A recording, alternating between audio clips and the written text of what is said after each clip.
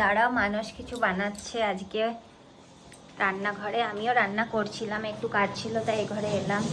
তো দেখো আজকে আমার জন্য কি বানাচ্ছে। কি বানাচ্ছো আজকে?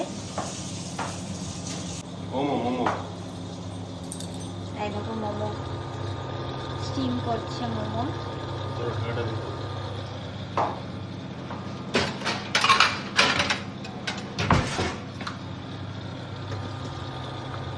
কতক্ষণ লাগবে এটা স্টিম হতে? 2 মিনিট। হুম, 2 মিনিট। 2 মিনিট। দেখো কি সুন্দর। Thank you.